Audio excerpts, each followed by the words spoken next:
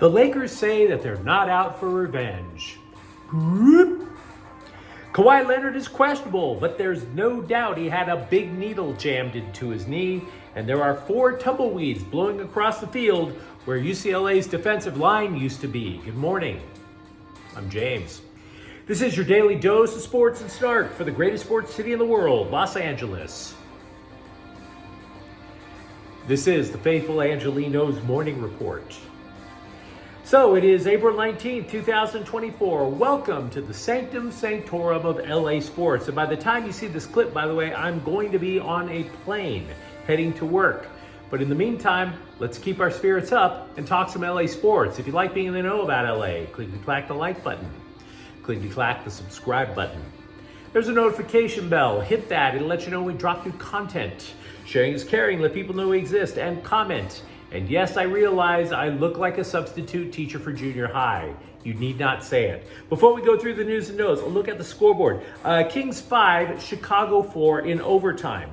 Victor Arvidsson's second goal, which came with about a minute 21 seconds to go, rescued the Kings' better seeding in the playoffs.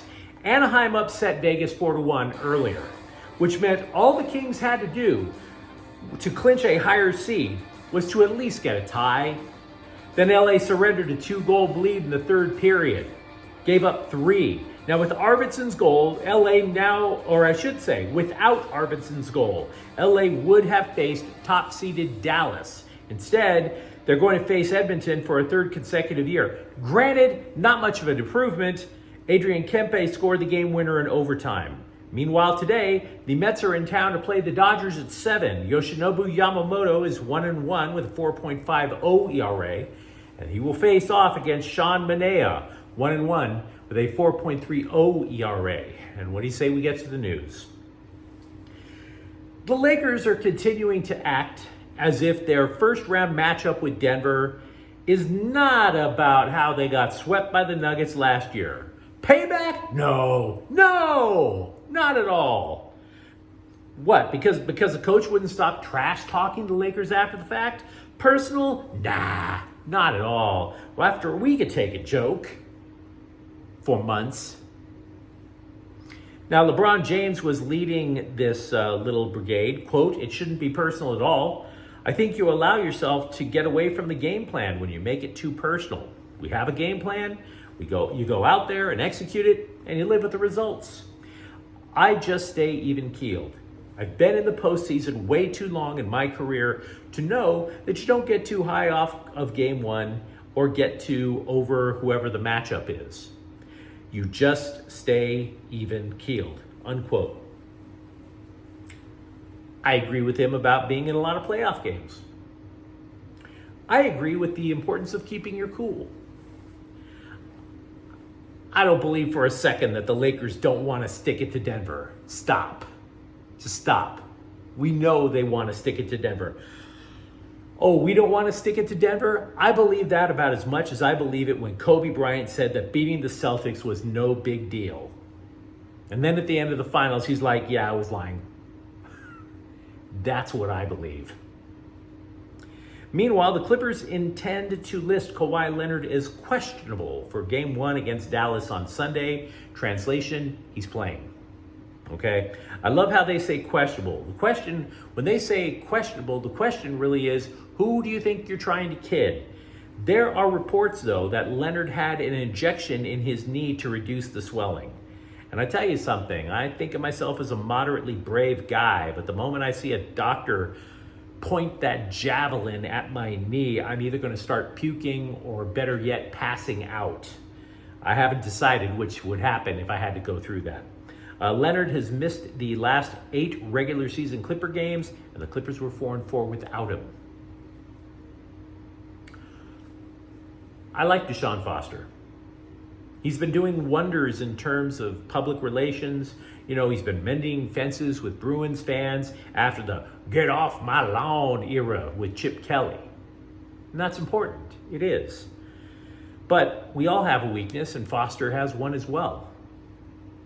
He's very bad at predicting his own depth chart. For example, there's an open competition at quarterback. Okay. then why is Ethan Garbers getting all the snaps with the first team? Riddle me that. And then the latest example is Foster saying, no, we don't believe anyone else is going to go to the transfer portal. Wrong. Defensive lineman Jay Toya was a no-show at Thursday spring practice because he decided to enter the transfer portal. Now, this is very significant for UCLA. It really is, because he started all 12 games last year. He had transferred in from USC back in 2021 and was an anchor in the middle of a defensive front that basically terrorized the Pac-12 last year. He had 28 tackles and a sack last year alone. But the Bruins have lost him and 5 edge rushers.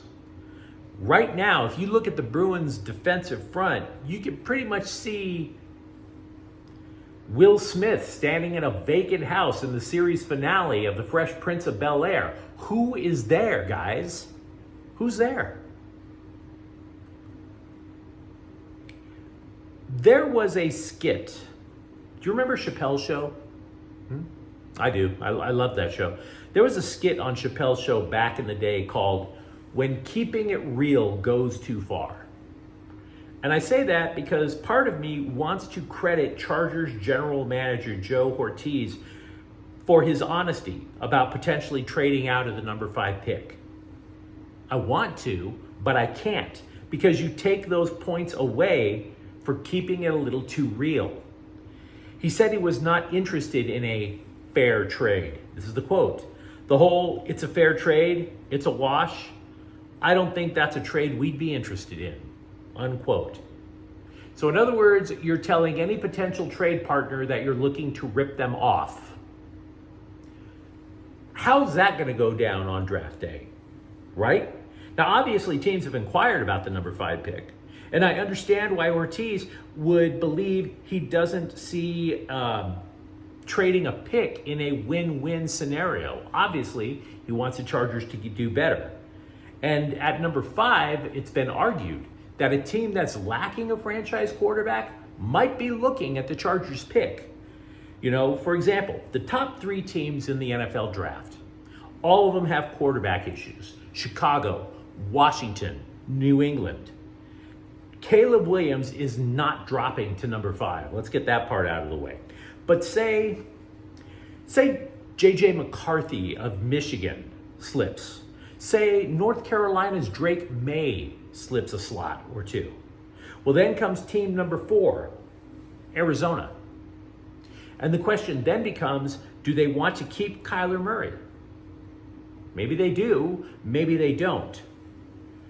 Now let's put you in the shoes of the front office folks over at Minnesota, who have 2 first-rounders and no quarterback.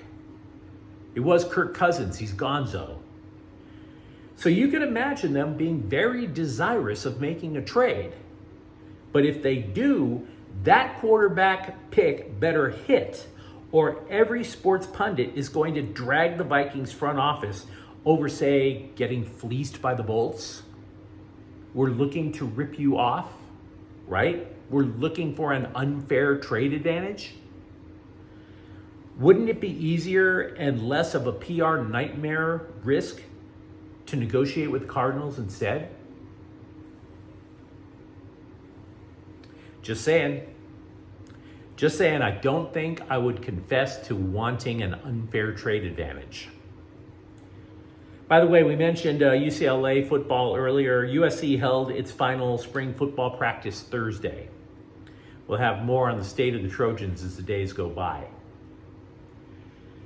Jeff Carter, who scored clutch goals for the Kings in 2 Stanley Cup playoff runs, had retired from the NHL on Wednesday after a 19-year career.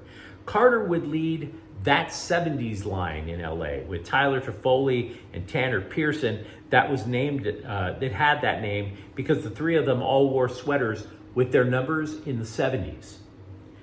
He recorded 2 hat tricks in 2 different Western Conference finals to get the Kings to the Stanley Cup finals in the first place. He also won an Olympic gold medal for Canada in 2014. News outlets have begun to report individual player salaries for WNBA rookies, including ones for the Sparks. And we know why. It's because the players are trying to get more money. And we also know that it became somewhat of a cause célèbre on social media for about 4 or 5 hours. And so much so that even President Biden started talking about the fair share between the NBA and WNBA. And I hate bringing this up because this is not a political show. Thankfully, I thought even more about it, and I don't have to make a political point here. Because again, I've never really cared who you voted for. I honestly don't. My point, though, is this. I am not interested at all in arguing why somebody else should make millions of dollars. Let me repeat that. I am not interested in telling rich people to make that person over there rich as well. I was happy that the Dodgers signed Shohei Ohtani. I did not give up at all that they signed him to a $700 million contract. Do you see the difference? My concern is not about how much anybody makes other than me, because I'm only interested in how I pay the rent. I'm interested in how much I have to pay to eat. I'm interested in how much I have saved for my own retirement. So I don't give a damn about fair share. I look at my check and I don't think it's fair either. But nobody's going to argue that I'm going to get more money. So I'm not going to argue what a WNBA player makes. Boom. But you let me know what you think in the comments thread. Talk to me, for example, about if you really believe, LeBron, that the Lakers are not really out for revenge, or for that matter, if you believe Kawhi Leonard might not play, or what UCLA should do with its defensive line. And if you enjoyed the content, don't forget to subscribe to Faithful Angelenos. We're talking LA sports every single day here. Thank you for watching. I'm James. We'll be back tomorrow. Faithful Angelenos is a Quien Corta El Queso production. Take care.